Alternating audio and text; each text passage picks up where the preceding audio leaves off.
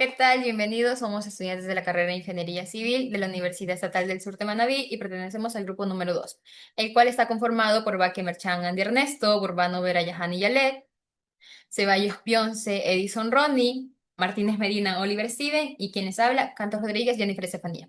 Pertenecemos al sexto nivel paralelo a uno y nosotros les vamos a hablar acerca del comportamiento del hormigón armado. Dentro de él podemos encontrar sus propiedades mecánicas, sus teorías tanto elásticas como plásticas, sus diagramas, el comportamiento y los modos de fallo de las estructuras del hormigón armado. El hormigón armado es uno de los materiales estructurales más utilizados en la ingeniería civil moderna, gracias a su capacidad de combinar eficazmente las propiedades del hormigón, tanto en la resistencia de compresión con las del acero, y es eficaz ante los esfuerzos de tracción. Esta combinación da lugar a un material compuesto que responde de manera adecuada tanto ante las cargas modernas como en situaciones externas. ¿Para qué sirve el hormigón armado? El hormigón armado se emplea en las edificaciones de múltiples tipos de estructurales, como en edificios, puentes, presas y túneles. Gracias a su resistencia frente a cargas elevadas, y esta tiene una prolongada vida útil que lo convierte en una de las opciones óptimas para las obras de gran relevancia. ¿Cómo funciona el hormigón armado? El hormigón armado funciona al combinar las propiedades del hormigón y las del acero. Mientras que las del hormigón es resistente a la compresión, el acero resiste a la tracción y a la fricción. Esta combinación permite que el hormigón armado soporte tanto las fuerzas de la compresión como las de tensión. El principio el principio de compatibilidad de las deformaciones. Gracias a la combinación del hormigón simple con las del acero, cuando se aplica la carga del hormigón armado, las deformaciones del acero son prácticamente iguales a las del hormigón que lo recubre. Tenemos también el comportamiento del hormigón armado ante las cargas de compresión. Cuando una columna está sometida únicamente a las fuerzas de compresión, tanto el hormigón como las del acero se acortan de igual manera. Concuerda con el principio de compatibilidad de deformaciones. Asimismo, cualquier superficie horizontal que inicialmente sea plana permanece plana tras las deformaciones, en concordancia con los principios de Navier-Bernoulli. También tenemos sus propiedades mecánicas del hormigón armado, en las cuales encontramos la resistencia de la tracción del hormigón y las del acero de refuerzo. Resistencia de la tracción del hormigón nos dice que esta tiene una baja resistencia a la tracción de un 10% de compresión y se fisura fácilmente, por lo que se refuerza con acero. Y el acero de refuerzo nos dice que este acero proporciona la resistencia a la tracción y ductilidad, evitando fallos frágiles en el hormigón armado. El diseño del hormigón armado. El diseño del hormigón armado se comporta de forma elástica. Si nosotros aplicamos cargas leves, como un ejemplo podemos tomar una viga en el cual caminan personas, o como una carga mínima que no llega a deformar el elemento a su máximo límite. Cuando nosotros quitemos esa carga, el elemento va a volver a su forma original.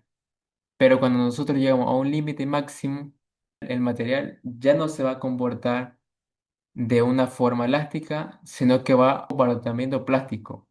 Es decir, que su relación ya no va a ser proporcional a las deformaciones.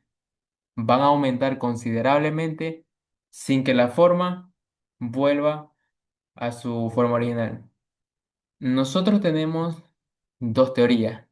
En este caso, la teoría elástica, que va a ser diseños por esfuerzos admisibles, y esta se va a basar en mantener tanto el concreto como el acero en su rango elástico.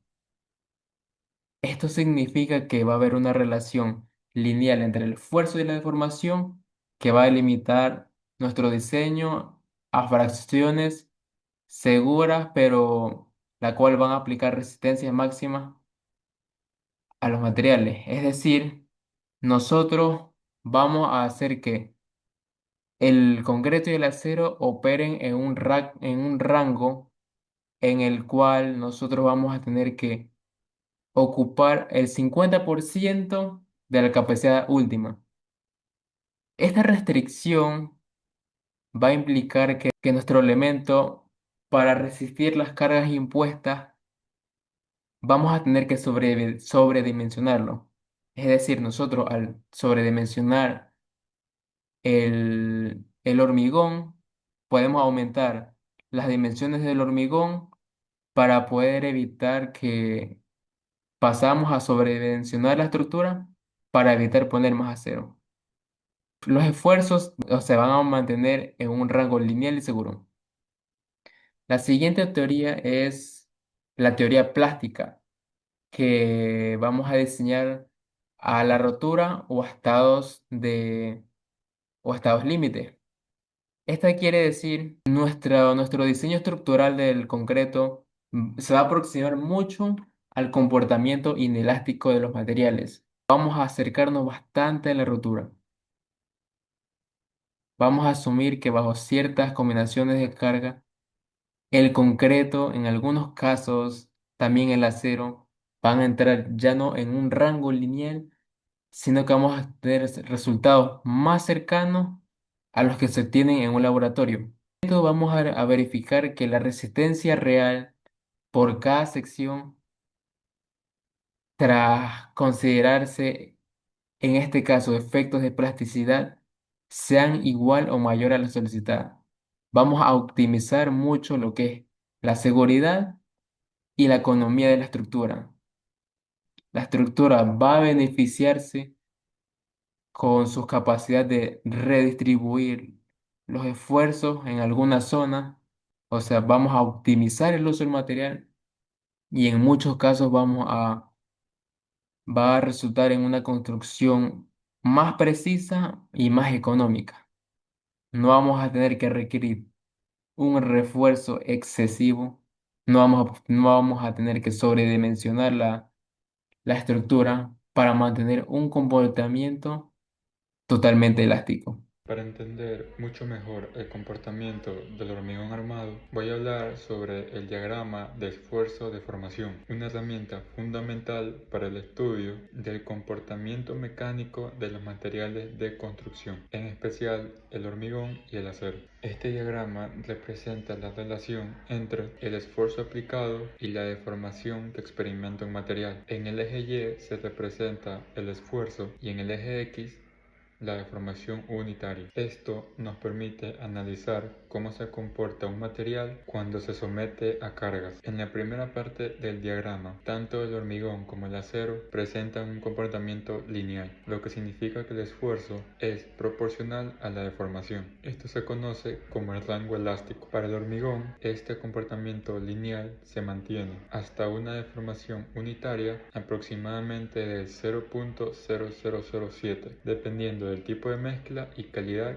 del material. En este tramo, el material puede volver a su forma original si se retira la carga. Luego de este primer tramo, entramos en el segundo rango de deformación. En esta fase, el comportamiento de ambos materiales se comienza a diferenciar. El acero sigue comportándose de forma elástica lineal hasta alcanzar una deformación unitaria cercana al 0.002, dependiendo del tipo de acero. Esto significa que sigue siendo predecible y recuperable en ese tramo. En cambio, el hormigón ya no mantiene ese comportamiento lineal. A partir de aquí, entra en una fase inelástica, donde comienza a perder rigidez y no vuelve a su forma original, lo que se refleja en una curva ascendente más suave en su gráfica de esfuerzos. Conocer esta fase del comportamiento del hormigón y del acero es clave para diseñar estructuras seguras. Saber hasta dónde un material puede deformarse permite tomar mejores decisiones al calcular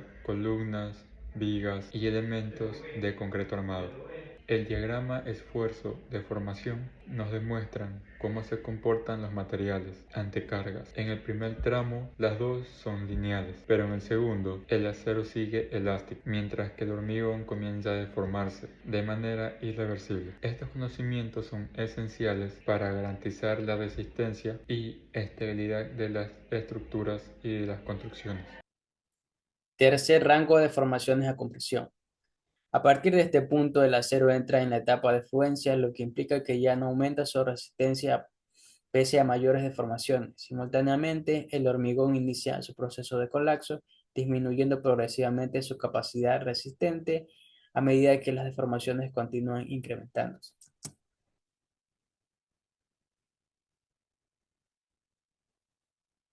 El comportamiento del hormigón armado ante cargas de tracción.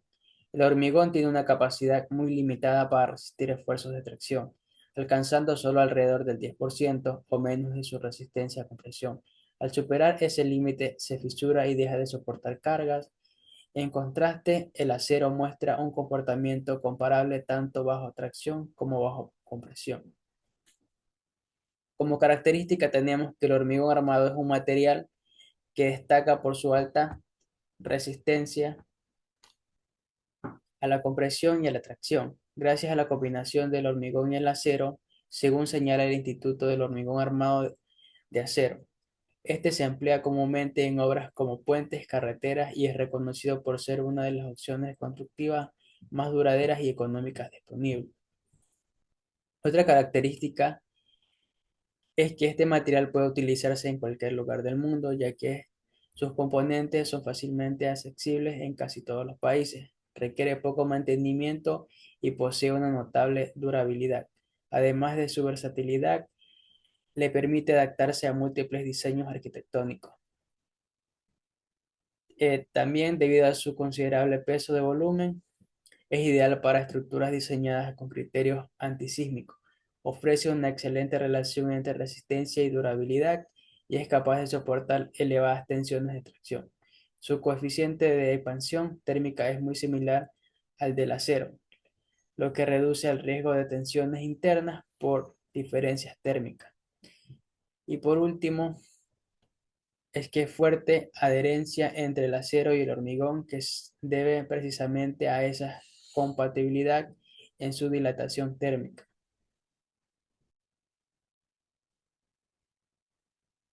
Para finalizar, abordaremos un aspecto crucial, los tipos de fallos en estructuras de hormigón armado. Comencemos con los fallos por flexión. Imaginen una viga cuando soporta cargas, se dobla. Si este doblamiento excede su capacidad, que el hormigón en la parte inferior se agrieta y el acero se deforma. Esto es un fallo por flexión. Luego tenemos los fallos por corte. Esto ocurre cuando las fuerzas internas intentan rebanar un elemento, generando grietas diagonales. Aunque la torsión no siempre causa el colapso directo, sí puede aumentar las tensiones de corte, volviendo las estructuras más vulnerables.